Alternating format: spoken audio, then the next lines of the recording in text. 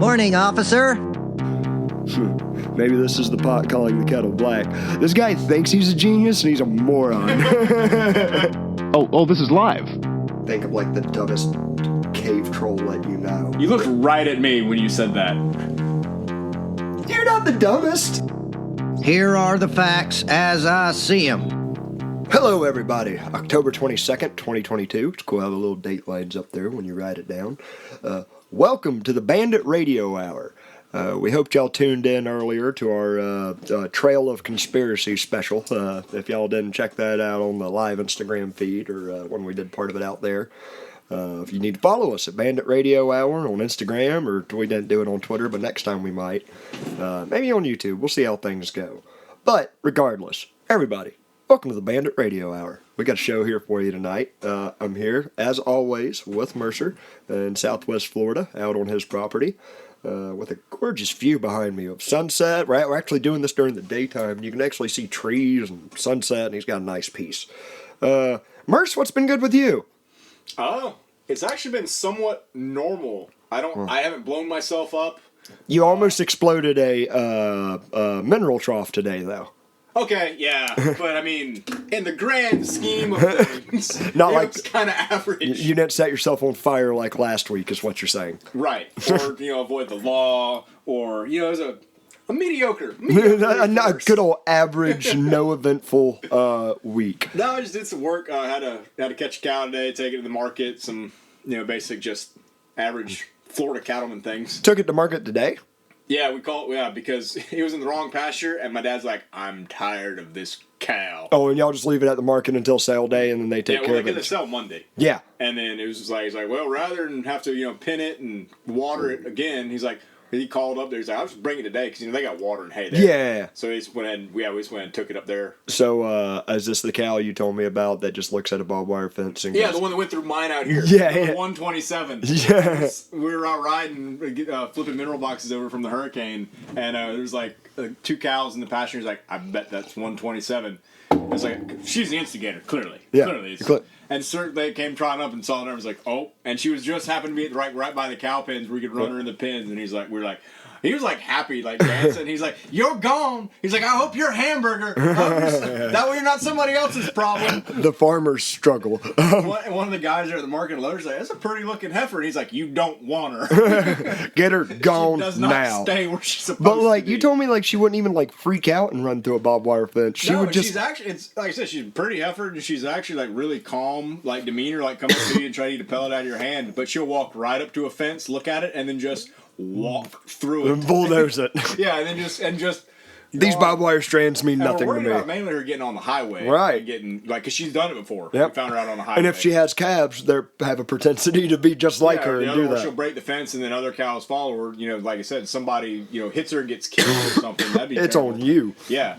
I mean, don't want anybody to die, but I don't want to get sued either. Yeah, so mainly don't want to get sued. Mainly money.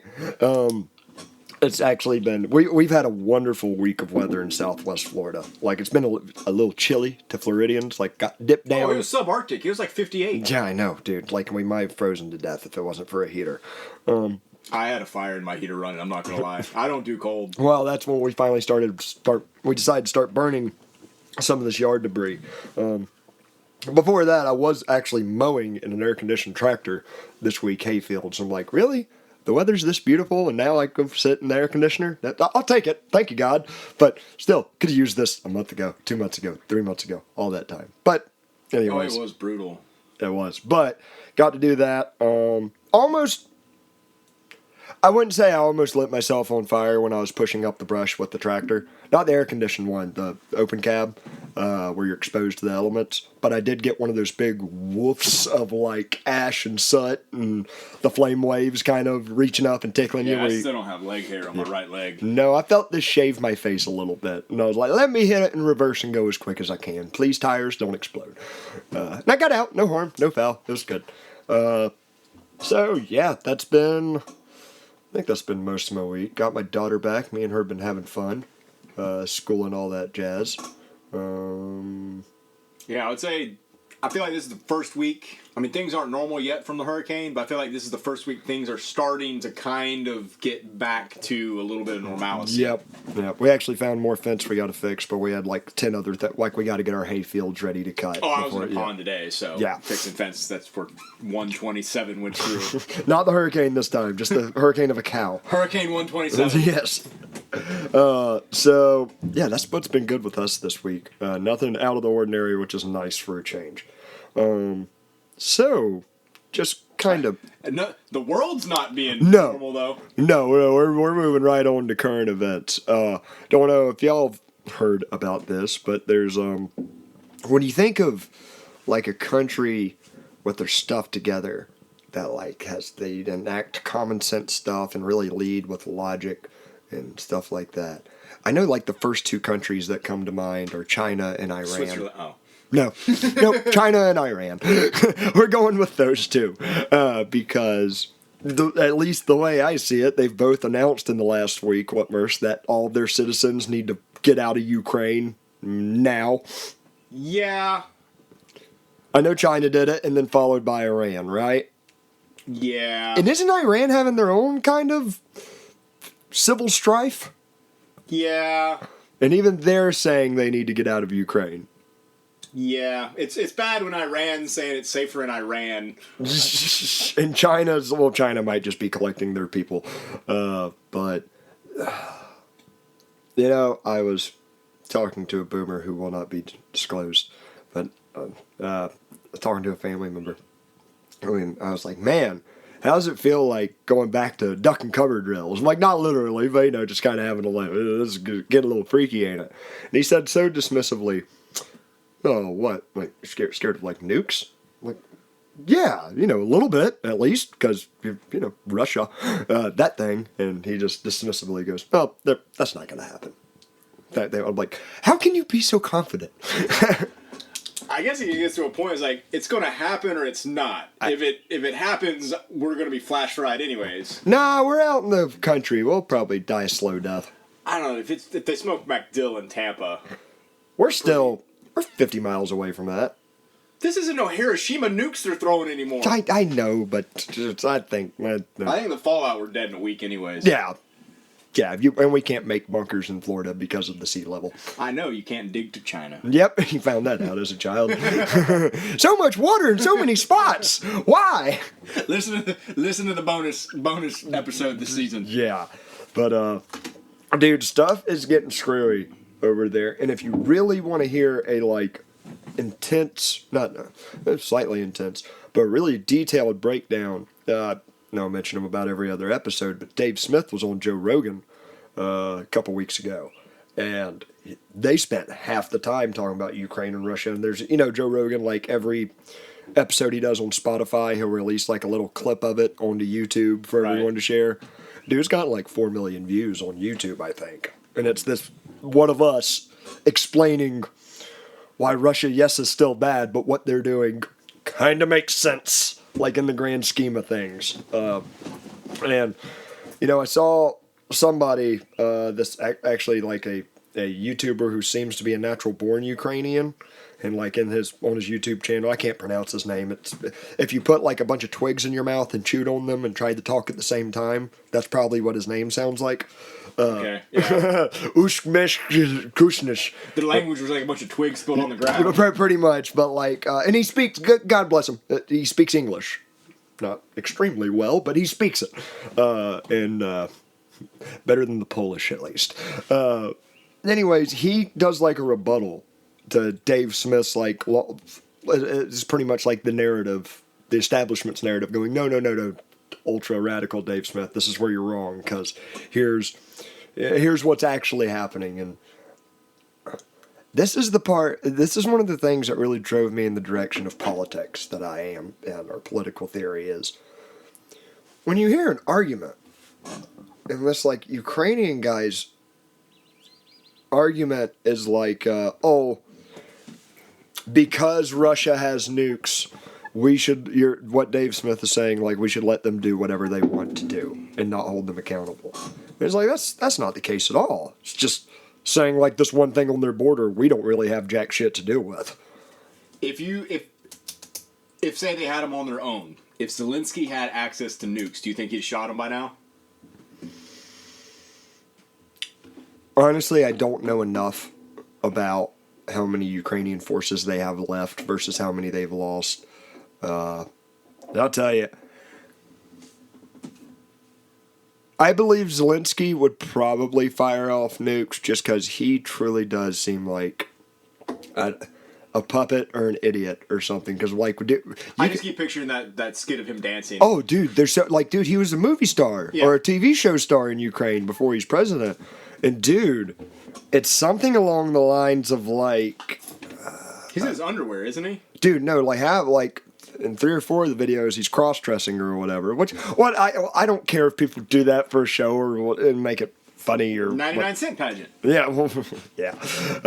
But like it's really, and I see him more as an actor doing his acting job just as a politician, and I think he probably does a better job than Schwarzenegger did. Get to the chopper, dude. Schwarzenegger is governor of California. Was quite an interesting thing to happen. But no, Zelensky is like really like. Even listening to him like talk about what. I can never understand what he's saying. Well, like. All right, I'll give you another example. Posing for GQ or Esquire or whatever it was, like him and his wife, like he does so much Hollywood-like stuff. I saw him open Wall Street on like phoned in, like ring the bell, like for our economic stock market. Yeah, and it's like here's the thing, I just see so much more Hollywoody stuff out of him that seems like it's almost written in a script by Michael Bay. Or the Pentagon that helps Michael Bay out with his movies. Like, more so than I see, I'm trying to think of another example. Like the American, was it Petraeus? Was the commander of armed forces in Afghanistan? Yes. Yeah. Like, you don't see him and his wife on the cover of Esquire and being like you would see them on MSNBC and stuff like that, giving like tactical, thorough interviews, and it's not. I saw a great thing about talking about like their wives. Is did you see Bill Burr, the comedian? He's like, when did the first ladies think we gave a shit? He's like, who calls the plumber and then wants the plumber's wife's opinion? Bill Burr kills, dude, and he's got some. You know what I kind of appreciate about him is I think he's mostly kind of a left-winger that just has a very honest Boston take on things. And it's like, he's just a very realist, like plays like devil's advocate. Yeah, I've never cared about first ladies. Just like if there was a woman president, I really wouldn't give a crap about who she's married to. Given it's not like some horrible human being that I'd be like, what are you doing married to that person? But yeah. Anyways. Yeah, no, the longer the Ukraine situation goes on and the more evidence that comes out about different things, like the fact that they were looking towards an agreement with Russia, a negotiation, and that Russia even said they were open to diplomacy. And Boris Johnson came in for NATO and said, no, don't accept any negotiation they give you. Like, all of it's unacceptable except for complete withdrawal. And tell me if you've heard that before. There's no... that's kind of what we said before, nuking places. Before Japan. yeah, before we nuked the place. And unconditional surrender is the term for it. And, which, from what I've heard... Which, given I'm no military expert, I grew up on a ranch listening to historical stuff, but it seems like there's quite a lot of negotiating throughout history. Like even battle general to battle general, like, oh, all right, we're surrendering, but on these conditions. The other guy goes like, that's acceptable. A lot of times throughout history. Yeah, don't get me wrong. There's been other times, like Genghis Khan comes to mind, where they don't do that. Alamo. True. But they were given the option, and they were like, no. Yeah, but that's why I've kind of landed, I was mentioning it earlier, in my political realm, because I just love listening to arguments. I'm not married to any set of ideals. You hear me entertain lefty ideals and righty ideals and play with them, and I like hearing a better argument. And so far, that's left me in the camp that I'm in that has its admitted problems. I'm not sitting here saying everyone would be safe without a government. Like, no, there's still going to be risk. There's still going to be a whole bunch of stuff involved. But it feels like the establishment is getting absolutely worse and worse at providing a narrative that. And they're funneling money faster and faster. I think they're squeezing all the juice they can out of this lemon before it finally. I love how inflation constantly is like a big thing brought up, and I'm like, then quit printing money. Nah. Nah, because it's modern economic theory. That's not the right word for it, but it's. I digress. I don't want to get too much in the weeds on that. But that's a big symbol of that lemon getting squeezed. You can kind of see what our current national politics are turning into, which is what I'd like to transition towards. With our next segment, with a very special person that I like to refer to as Herschel Walker. Kyler, them dogs is hell, don't they? Walker. No, but Herschel Walker is what I'm getting at. If y'all don't know that reference, watch more Squidbillies, the acid trip of a cartoon show. That is a lot of fun. That's very hard to find nowadays. But I digress. Herschel Walker. What, Mercy used to play for University of Georgia? Yep. What was he, running back? Yep. How'd I know? That was straight up a guess. I don't pay attention to sports ball a whole lot. So no, he is apparently running for Senator of Georgia. Senator or rep? Senator. Okay, all right. Yeah, he's running for senator, and he's running on the Republican ticket. And I got a lot of this from my brother at first, who pays a lot of attention to sports and not so much politics. But I researched it after he told me, and it checks out, and it's quite hilarious.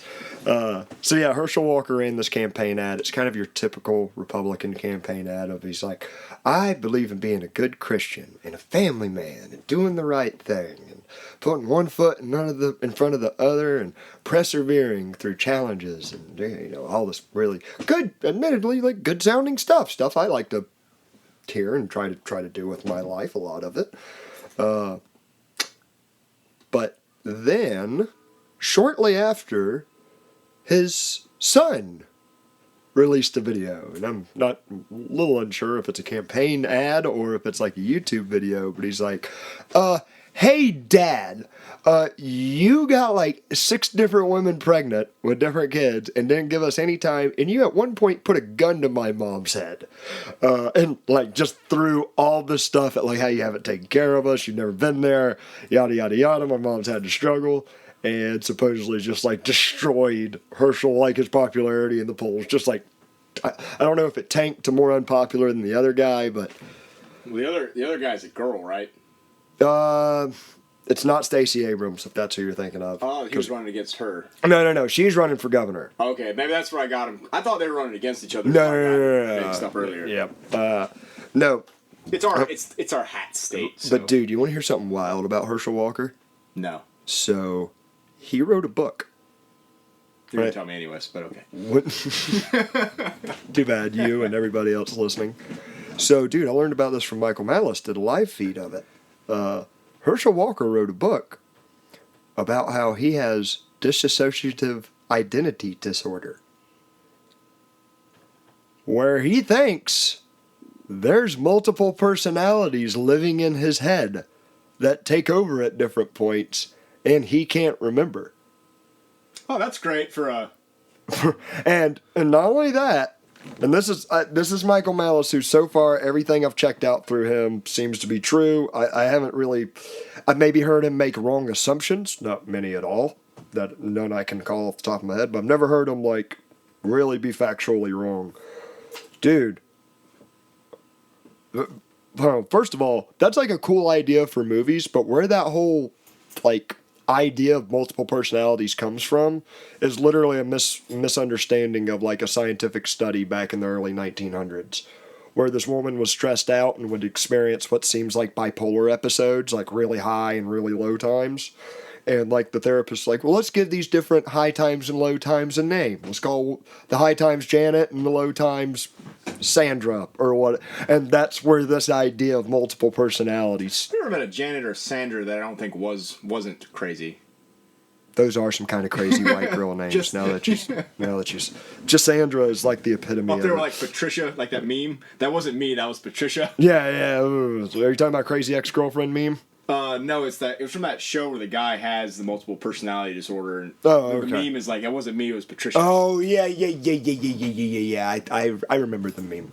But no, supposedly just a whole lot of that is made up. But him and like what seemed like one or two other ghostwriters, which is like someone who helps a celebrity write a book, like laid it out in this book that he published about his struggle with this How long kind ago of. was that? I'm not sure if I'm being honest. Got distracted, never finished the feed. But I had work to Me do. with everything you ever send me. Yeah, but no, like, dude, I just listened to like 5 to 10 minutes of him read through it, and I'm like, cray, cray in the hay, and yeah. So Herschel Walker, dig into that if you want. A fun little googling around. But I mean, he did probably have like multiple like hits to the head over True. the course of his career. but like so have I, and I don't use that excuse. Use it for I probably should in some instances. Ignore that. Y'all just keep listening to what I say. Pay that no mind. That's neither here nor there. I mean, you're already talking under a pseudonym. So. Maybe I got the right amount of dents that like unlocked some epiphany to me, but like Homer Simpsoned it out or something like that. That was a joke. I'm doing okay. But like speaking of Georgia and political races, dude, the governor race that I sent you clips of that I know you didn't listen to, so now I'm going to explain it to you and everybody else. I didn't even click them, to be honest. Yeah. Which I apologize. I should, but That's okay. It's just homework for the show. I have the attention span of a gnat. You do everything else for the show. It's all right. I'll cut you some slack. But anyways, the governor race of Georgia had a really interesting turn of events, and they let a libertarian in on the debate stage with a Democrat and a Republican. The Democrat is Stacey Abrams, and if she is not radically flip-flopped with little to no explanation, she is like... When I say crazy leftist, I think I've said this multiple times on the show, but I don't care, I'll continue to say it. I don't mean like really intelligent, good-hearted leftist. I mean like one of the crazy ones that make up an excuse for anything they currently believe that goes along with society or whatever. I've never seen her put together a very intelligent sentence. No, not very. And she's going up against Bryant Kemp, the current governor, that is a Republican. But they let a libertarian in on the debate stage. And not just any libertarian. Shane Hazel, part of the Mises caucus that I brought up a while back. This real kind of radical wing of the Libertarian The Party. caucus that you said was gaining traction. Yes. Now they're being Now they're being in governor's chalk up debate. another one for you. Yeah, and dude, listening to them, like they even try to hang him on some quote unquote libertarian questions. Like there's a segment where all the different candidates get to ask one another a question, get a response, and respond to the response. And Stacey Abrams asks Shane Hazel, who's a former Marine, and I don't know, one of them guys you just look at and it's like, I don't want to fight him. I just know how this one ends. Yeah, it's gonna, no matter what, it's gonna hurt. Even if I win, it's gonna hurt a lot. Small chance in hell I'd win.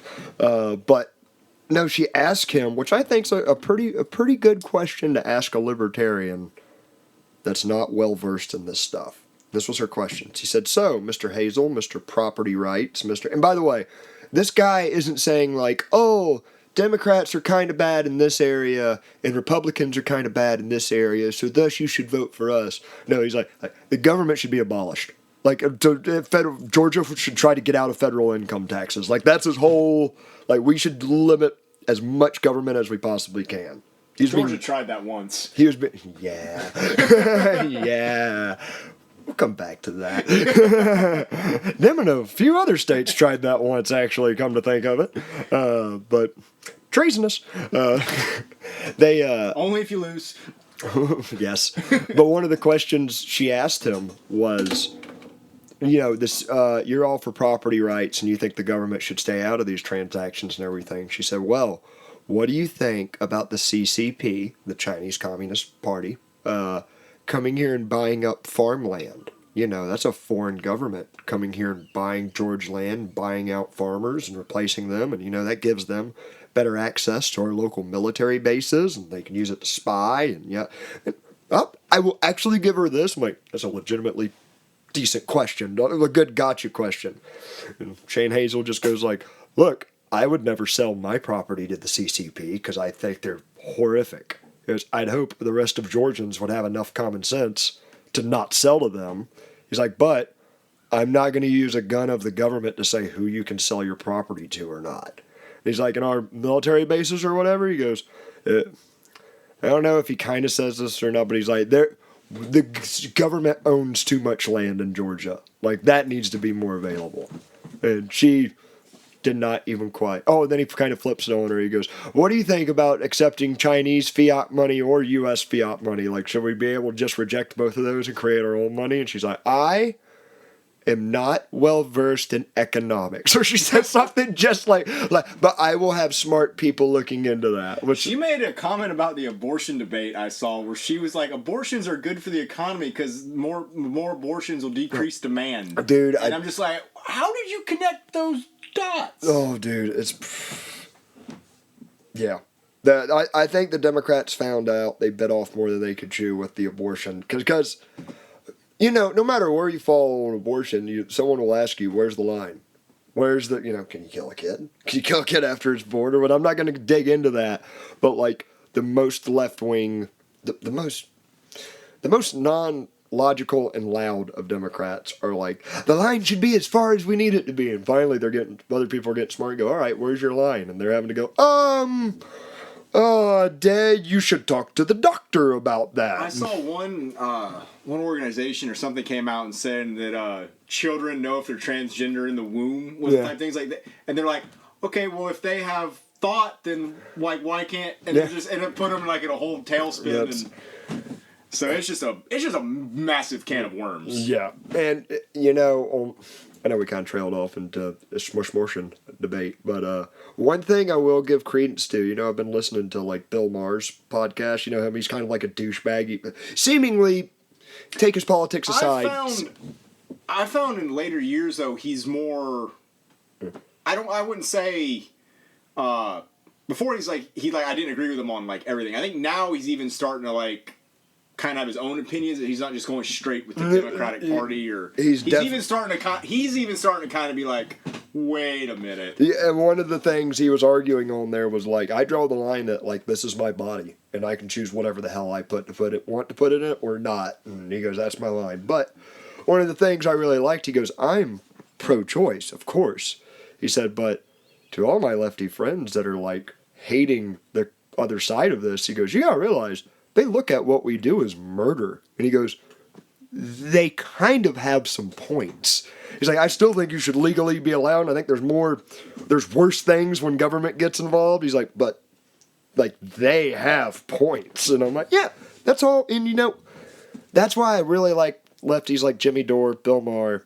I always forget his name when we're recording, and I say it to myself all the time. Famous lefty from the 80s.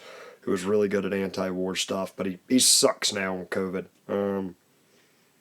Anyways, I love lefties that can respectfully disagree, because we can find common ground on things. I think more people should be like that regardless of... Yeah, it's fun to entertain new ideas, and if your idea is good enough, you should be able to argue it and defend it. But also, so we got on that little trail off of Stacey Abrams, the Democrat, and the Libertarian Shane Hazel. They had a good exchange. But then Shane Hazel got to ask the Republican governor, who was governor throughout COVID.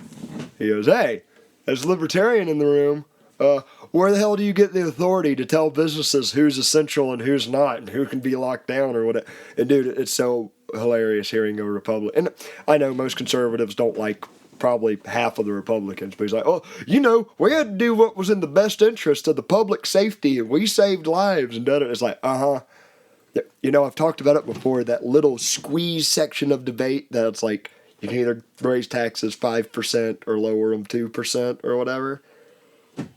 These libertarians, even if it was freaking communists in this debate, I don't care which extreme they argue, they're breaking that paradigm. When you got this third guy going in there going, no, by your own conservative values, you suck. Like, Yeah. and I can call you out on that. And there are a lot of establishment Republicans that are pissed that a third party got in there, but they are specifically not naming Shane Hazel for purposes so people won't read his name. But Ron Paul and him. yes, but dude, and here's the thing. I don't think like Shane Hazel's like some perfect messenger. He said like a little bit of goofy things I didn't quite like. Like he was almost in a Donald Trump sense picking a fight with the moderator. Kind of for good reason, because she was giving more time to the two major parties, and he's like, hey, damn it, slams his fist, like, you're going to talk to me too. And they ask him, well, what do you think about Georgia legalizing pot? And he's like, but basically, he's like, I'm a libertarian. Enough said. It's a plant. You should decide what the hell you want to do with it. I'm high right now. Yeah. He didn't say that, but I think he gave us a little wink nudge and a little finger gun there at the end. I picked up what he was laying down. But no, and it was great to hear someone just extreme. Because you're not in that little center of the political compass. You're actually on some corner of the outside. Making them actually defend their own points on their own rather than just against each other. Yeah, rather than softball on each other. And he made the conservative look like a liberal, and he made the quote-unquote socialist look like a democratic centrist. And it's like... And what I mean, like he was like... Political needles are spinning. Like the Republican guy was like, we've made so many drug busts over the years and kept crime down, even the Democrats were like, I'm working with sheriffs too to, I'm not anti-cop. I'm actually trying to keep the gangs away. And Shane Hazel's like, I just want cops to leave peaceful people alone. If anyone's causing a ruckus, do what you need to about them and put more time on them and not people just not doing anything. I'm like, beautiful. Yep. So, it was neat. If you go, there's some good clips on Twitter, on YouTube of like the highlights of it, and he does pretty damn good. It's nice to hear someone not just goofy as shit. What was his name again? Shane Hazel. I think it's at Shane T Hazel on Twitter. We'll have to make sure to plug it since the mainstream won't. Yeah, absolutely. He's good. And the one other thing, and now this could be Twitter keeping me in somewhat of an echo chamber. I admit that that's a part of Twitter. Twitter's good at that. But the polls I tagged you in were after this debate. They were like, it'd be like the local news station would be like, hey, who won the debate? Stacey Abrams or Bryant Kemp? Like the Republican or the Democrat. They wouldn't even say Shane Hazel. But then you go to the comment section, and I'm really trying not to exaggerate. 9-1 people were commenting Shane Hazel, and it got ratioed like well, you tagged me. Yeah, and I even just saw so many people liked that you tagged him. Yeah, and me, I was like, oh, he's got some footing. So dude, I was kind of listening back to an older episodes where I talk about there was this guy Mises who had this one idea, and there was like him and 5 other dudes at the time that really, in an independent fashion, thought about freedom and independence, just away from all this horseshit. And dude, it's catching on like wildfire. And it's growing exponentially. And that was, I think there's some cool, zany shit coming. But hopefully we don't get nuked before then. So, speaking of Twitter echo chambers, some news did happen with Twitter seemingly. It looks like I know we've said this and retracted it like twice. But this time it does seem like Muskie boy, Elon Musk, bought Twitter. Like it's going through. And I think one of the big headlines I read was that he's planning on firing like 75% of the employees. Oh, yeah. Which sounds like a very Musk thing to do. Well, it's all the ones that are like bashing. Yeah, very based. But he's like, day one, turn over your accounts. Well, between that and didn't Kanye West just buy Parler or in the process of it? Oh, yeah. He couldn't, because they kicked him off Twitter. Yeah. And, if Musk buys Twitter, but here's my thing. All right, if Musk buys Twitter and he makes it like free speech and everything, the hell happens to Parler and all that? Doesn't that just kind of... Yeah, it probably goes down like Trump's Truth Social, and I imagine they're all gonna take hit because they all came into existence because of Twitter being. Yeah. But I don't know. I haven't been on them to know if they've got enough following. Which, by the way, it was funny to see these Twitter posts of people going on Truth Social being like, so I can say anything I want, right? I'm just going like, yeah. It's like, Nit! And it's like, yoink, you're suspended. And it's like, You can say anything but that. Pretty much, that was nothing about that. Nothing about Jews. Let's just anything else that's fine. We have a short list, but stern. Yeah, pretty much. Kanye, you're walking on fine ice, my friend. Which apparently he got into an argument with Sean P. Diddy Combs, or whatever his name is now. And I feel like Kanye wakes up looking for an argument. I feel like I feel like there's probably been a time where he's been stoned or drunk where he's probably had a serious long argument with himself in the mirror. I feel like he either needs much more Adderall or much less, but it's one or the. I don't even do Adderall, but I just see certain patterns on people where I'm like, this is the second time that's been your recommendation. Yeah. Is that just your cure-all? Like if you're a doctor, I'm a psychiatrist. More Adderall, less Adderall. My son doesn't take any Adderall. He needs less of it. He's hyper as shit. So yeah, that's I'm wondering what all happens on that. Because Merce shared a meme on our account, which is great. I like it on Instagram of what the Three Musketeers, and it's like Musk, Kanye, and Donald Trump. Oh yeah, with the swords. Yeah, with Truth Social and Twitter and all that. But I'm like, man, what? I mean, no offense. Maybe they're all good friends, but it feels like Musk is like, oh, I'll just keep you guys alive with y'all's thing just because I'm My other nice. thought is that if he gets it, then he can never be shut down. True. Because he is Starlink. Yeah. Oh, dude, did you hear about that? Starlink in Ukraine? Oh, yeah. Well, the guy told him to F off. Yeah. Then he said, he was like, okay, then pay for it. Well, from what I read, like Musk was like, hey, y'all really need to start moving towards like negotiations and working this shit out. And that's when one of the leaders of Ukraine, not Zelensky, but one of its like cabinet or somebody's like, go fuck yourself. I think he literally said that. And Elon Musk's like, all right, I will, and I'll take my Starlink with me. Goodbye. Yeah. And they're like, no, wait, we didn't mean it. But everything I hear out of them sounds like spoiled, corrupt people. Yeah. Like it just... Yeah, all the tops sound very... I mean, I hate it for the people, like the normal, everyday citizens. Absolutely. And, like Dave Smith was bringing up, he said he was having a really great quote, and I'm going to try my best to quote it from memory, but it's something like this last episode, where the report was, and I'll give you the source afterwards, there's been many surveys on the Donbass region and outside of it. That's the part Russia really wants, that's like heavily Russian in Ukraine.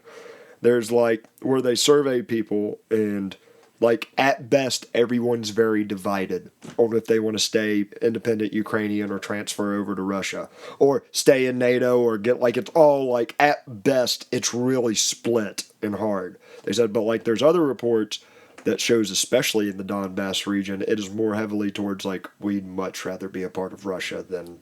Yeah, I said that, but then you see that it's like, well, that's just Russian propaganda, and it's... Well, here's the thing. You know who reported this, like, 5 years ago? The Washington Post. Ah. But it's like, yeah, so this is before all this is really kicking off hard. There's just, everything just stinks. Like, smells... none of it passes the sniff test if you look into it hard enough. And don't get me wrong, like... I'm not sitting here praising Russia. I think all governments are pretty damn awful in their own ways. Probably especially like just even before the USSR. It's Russians. Yeah. Have you seen them in the UFC? Imagine that as a politician. Or a warrior. Yeah, or like any of that. Like I'm not heaping them praises, but I'm like, if you just look at this from a neutral point of view, if you try to Switzerland this shit out, it leans heavy one way. In China and Iran telling their people to get the hell out, like we talked about earlier. However, enough of the current politics. I've brought up something with Merce quite a couple of times, and he's like, man, I really don't know what you're talking about. And a couple of times I've said it, I said, I'm talking about it on the podcast. This will be a fun thing to explain. So... Is this Sea People? This is the Sea People. So okay. I'm very excited about this. There's some history freaks out there that'll already know what I'm talking about. I'm curious because all I keep picturing are the sea monkeys from South Park. You're not far off. No, so, all right, to give context to the Sea People. First, we got to talk about the Bronze Age. This is when we go from the Iron Age to the Bronze Age. It's like 3600 BC to like 1400 BC, so which seems like such a long time ago. But to put things into perspective, there's like a trading route from ancient Egypt, like at this time it's not ancient, it's just Egypt, all throughout the Mediterranean going all the way up to Greece and like parts of Italy and stuff like that. And it's all kind of, don't get me wrong, they all definitely have their own kingdoms and their own cultures. Like you go to Turkey and they're Turks there, and it's like you've heard of the Silk Road, right? The ancient. This was like a more ancient Silk Road, and they found all of these like connected economies during the Bronze Age. Like they're finding Egyptian coins in Greece. You got Herodotus going and visiting Egypt. Herodotus, no, I can't remember if it was Herodotus or Aristotle that visits Egypt and talks about how much he learns from them. You got people going all around the Mediterranean. They're sailing. They're going back and forth. You're finding all these common currencies.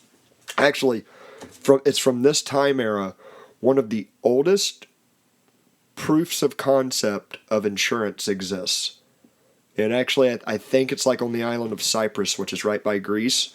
There was I might have some of the countries mixed up, but I think it's like an Egyptian, really good Egyptian armor maker and weapon maker is making like enough armor and weapons for like 500 troops or something like that, and he's shipping it across the Mediterranean to Cyprus. And on the way, so it seems, according to this tablet, there was a storm and the shipment was lost. And the guy in Cyprus happened to take out an insurance claim. And this tablet they found is his insurance claim going, hey, I paid you to insure these weapons, they get here safely. They didn't, so you owe me money. So it's like there is like a really complex economy kicking off 2,000 years before Jesus is here. Like it's really bonkers. And the wild thing is, all at once, it just goes away. Like it's around for like literally 2,500 years or something like that, and within like 100 years, all the Egyptians talking about the Greeks and the Turks talking about the Greeks and all that, they just stop talking about each other. And it seems like the technology starts winding down, and they start like, you know how like after the fall of Rome, you got like all these tribes kind of sitting around looking at Roman architecture going, how the hell did we build that? Like 500, like we've forgotten how to do this. That happened before. This is like another dark age before the dark ages we know about. And it's like, we picture the technological graph. I'm sure you've seen it where like as time goes on, it starts like at nothing. As time goes on, it gets exponentially like curves upward, right, where like to infinite. Well, that's not quite right. It's more like a line graph that goes up and down and up. And then right now we're on a skyrocketing of up. But there's been times in history where it dips down back to nothing. Like the current economy. Yes. So one of the things they found out is that the Egyptians and the Greeks and some of the like Eastern Mediterranean countries, some of their last records are about these damn people from the sea. And that's, like, at best, the Egyptians say, like, the sea people, the northern kingdoms. But it's like, hang on. To the north of Egypt is, like, Greece and all that. But they would call them Greeks. Like, they would say, oh, that was the Greeks coming in boats, screwing up our stuff. But no, they're referring to something called the northern kingdoms and the people of the sea. And all these etchings they have of them, they're dressed in a really distinct way that's not quite Greek. It's definitely not Egyptian. Here's the thing. The Egyptians got carvings of these damn people. In the Eastern Mediterranean and the Turkey and like Persian region, they got carvings of these people. And in Greek like islands, it's like, oh, those damn people in their boats came today, like from the north and messed us up. And it's like, and the speculation around a lot of this is, who the hell are these sea people? And about the time they show up, the whole economy gets wrecked, and we hit the reset button like for 500 years. And have to build back, and the Rome is what kind of crawls out of this collapse of the Bronze Age. So a lot of speculation is that it was the sea. some speculations that it was like precursors to Vikings and stuff like that. That's what I was thinking. They actually came down in boats and just started ransacking stuff and had like different fighting techniques. They're all used to fighting each other in this Mediterranean. You know, they don't all get along all the time. These guys are just going berserk. Yeah, and it's one of those things I've loved studying in history, like just how that, and that's a great historical question, is what the hell happened in the Bronze Age. Well, say even if, you know, like they got raided or something, like to just dismantle economies. Yes, like to the degree that, like, you think about it, for back then, for people to come all the way out of Northern Europe, take a fleet of boats down into the Mediterranean, and at different times sack these different countries. Well, and they were like powerhouses too. It wasn't like you were just raiding just some small little village. Although they're powerhouses according to them. We're the mighty Egyptians. We have chariots. We have a funny dance. yeah. It's snakes on our head. But no, it was a fun little thing to chew on. If you look at Wikipedia, look it up on YouTube. They get into much more detail. People, you know, talking about that line graph of technological achievement. One of my favorite things is looking at like the history of the Middle East as told by a Middle Easterner. And dude, I think I've talked about it just a little bit on here. But you know how like we had the Protestants versus the Catholics for our Dark Ages? And the Muslim Dark Ages before that, it's almost the same thing. It's like Sunni versus Shia. And even before Islam, there's like other times where it's just it's almost like how he described it. You know the yin and yang symbol? Right.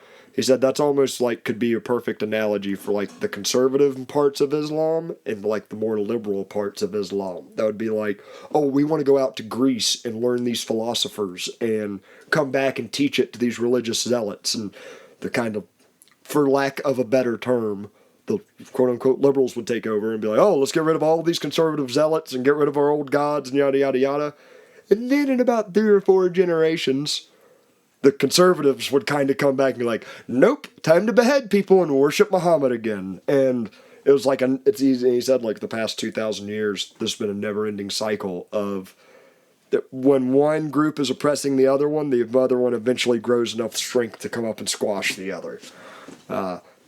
So I like seeing that. And, you know, there's in the Muslim world, they had piping, they had plumbing, they had arithmetic, they had really advanced like math that outdid the Greeks and stuff like that for a time. But then some real religious zealots got in control and squashed that. And I'm not even saying that's what led to what they are today. That's just part of their damned ancient history. Well, the Crusades even talks about their technology and like advance. Like in the Crusades, they were like, oh, we're just going to go down there and whoop them. Yeah. No. Didn't. We're white and God's on our side. What could go wrong? Everything. They get so desperate, and I don't want to get too much in the details, but they're like, we know God loves children. I was going to the Children's Crusade. We'll send a bunch of kids down there, and they'll take care of the Muslims. And nope, not at all. Didn't that Pope like resign after that or that was something? A terrible summer camp. It's hot. That's the least of your worries. That is the least. Oh man. And I think our last thing we're going to get into tonight, we just actually found this out right before we started recording. Looks like Joe Biden has announced he is running for re-election. Sound the circus music. It is clown world. Well, what I loved about the quote is like because he's being backed and being supported by his wife. Oh, dude, which I feel like she just kind of pushes him around. Which him? That's a whole nother conspiracy theory. It really is, but I mean, I'm half convinced. I'm halfway on that one.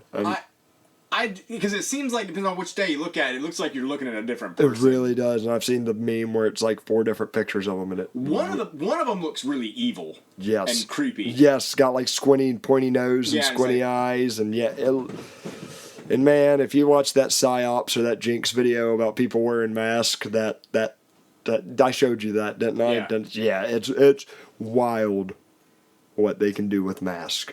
I feel like the Democrats had like a sit down with him, like, all right, we know you're old, but you have to run because if you've seen Kamala, yeah, like we literally have no other choice. Yeah, we backed ourselves into a corner on this one. All right, who do they run after Biden?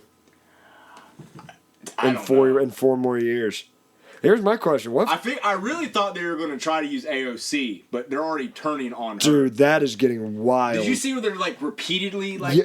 And throwing up? did we talk about that last episode? I think it happened about the first. one, but it's happened since. Yeah, there's been multiple protests. And then she's like stopped showing up at some of her meetings that she's supposed to show up to. And people, from what I hear of these protesters, these are the good lefties I have talked about, and I love seeing them come out. Did you see the one where she's dancing? Yes, and she starts putting on a thick Mexican accent. Yeah. And, what you talking about? Or Yeah, something like, and I like the take was like, look how smug she is, knowing that no matter what, it doesn't matter. Like that, these are the people you were supposed to work for, and you don't care. And they're calling her out for supporting more war funding and more everything they can. And it, I don't agree with like probably 50% of their claims. Like, we wanted a real Green New Deal, and we want actual solutions, not just helping out your crony buddies with their factories of green energy and stuff. And I'm like, hey, yeah.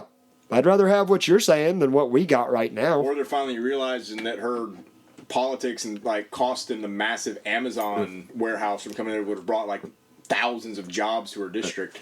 I got a question. What if a guy ran for president who was a leftist, a self-avowed old school leftist, who, maybe not like on social issues, for the most part, I'd say mostly libertarian. Like, we're not enforcing anything. We're not. We are going to have universal health care. And we are going to have, I don't know, some other lefty thing along those lines. We're going to increase the welfare system slightly, but make it much less complicated. I already hate him. But okay, but those aren't two things I'm in favor for. Let me be perfectly clear. But he said, I promise, and he could somehow prove that this promise would come true. All U.S. soldiers come home to only defend the border. We engage. We get out of NATO. We unengage with all of these big corporate things. Corporations have no longer have any part with the government, like Pfizer or any of that. We're getting rid of the FDA. We're getting rid of all that. Throw in, disband the FBI. And you have a deal. No, there are lefties. We can negotiate the other stuff. Listen, there are lefties I actually hear that say like pretty much those two things. Like, they want guaranteed income and health care, which I kind of disagree with. But they're like, get rid of the FBI and CIA and FDA and all. Like, they're like, these are corrupt. They've just weaponized arms of the government anymore. Yeah. But it's nice hearing lefties admit that. And don't get me wrong, I don't like what they're saying. We're like, we should start over and make a new one that's better. I'm like, no. Don't do that. But man, I can't believe Biden's running again. Oh, hey, guys, the clown show is getting more and more obvious. I wish nothing bad on anyone. I just don't see his health in 2 years being like, he's like a bowl of pudding. What if Trump runs again? I think he is. And if he wins, you know how shit crazy things are going to get? I'm not even saying because Trump is going to do stuff.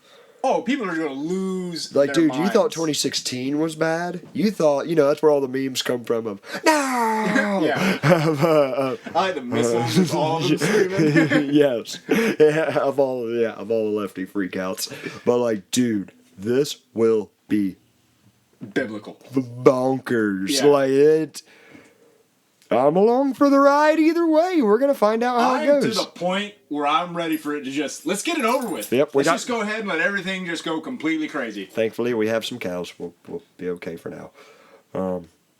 But yeah, either way, this next I'm paying more attention to presidential election and other elections than I have in a very long time because I'm seeing new stuff. And I don't think it's just my rose-colored glasses. I admit, I have rose-colored glasses on some of this stuff, but I think I'm seeing stuff bleed out of those filters. Well, I really think November 8th is going to set the stage coming up. It's going to really show how things are leaning. Yes. And I can't stress it enough, y'all. Keep an eye on Shane Hazel. And he might say one or two goofy things you don't agree with, like he's a libertarian, after all. But listen to that compared to the other two. It's fascinating. Encourage everybody. But guys, we've been recording. I think we're going to walk ourselves out the door. we hope y'all have the rest of a good week. And tune in, listen, and be well. And follow us at the Bandit Radio Hour on Twitter, Facebook, Instagram, YouTube. Leave us a comment, shoot us some replies, let us know what you think. And hey, if you correct any of my jackass thoughts, please let me be the first to know. Y'all have a good week. We're out.